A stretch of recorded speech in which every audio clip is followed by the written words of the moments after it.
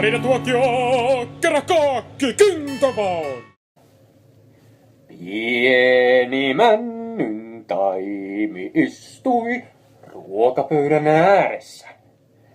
Äiti männyn kasvoilla oli huolestunut ilme. Hän näki pienen taimensa pelkästään pelon ja turvattomuuden silmin. Aamupalaksi hän ei voinut tarjota paljoa. Pettuleipää. Niin, ajat olivat kovat.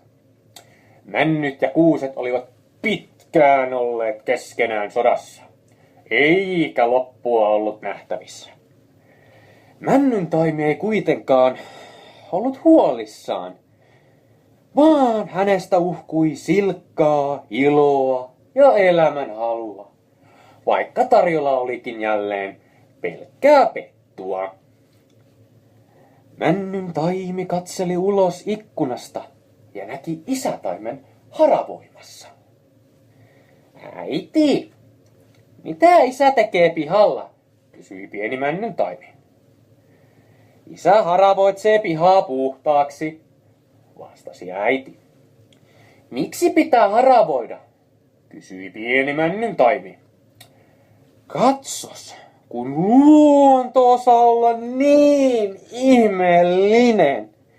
Kuten huomaat pihallammekin, kasvaa useita ihmisiä, jotka ovat kukoistaneet koko kesän.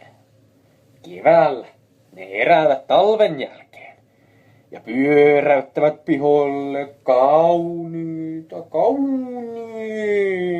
vauvoja. Nämä vauvat ovat ihmisessä kiinni napanuoran turvin koko kesän ajan, ja ne kasvavat isoiksi ja vehreiksi ja kauniiksi loppukesää kohden. Syksyllä ihmiset aistivat talven tulon ja nostavat vauvansa maasta ja imevät niistä kaikki nesteet ja energian takaisin kehoonsa. Kuihtuneeta vauvan raato irtoaa sitten näidistään ja putoaa maahan. Ihminen valmistautuu menemään niin sanottuun talvihorrokseen.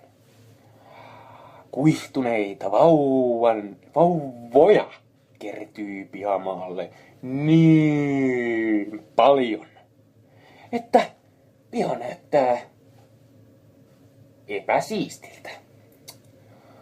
Siksi isäsikin kerää vauvat haravalla kasaan ja polttaa ne lopuksi. Taimi yritti ymmärtää luonnon kulkua, mutta hämmentyi vain lisää sen ihmeellisyydestä. Hymyillen hän kuitenkin jatkoi ihmisestä valmistetun pettuleivän syömistä. Talvi saapuisi pian.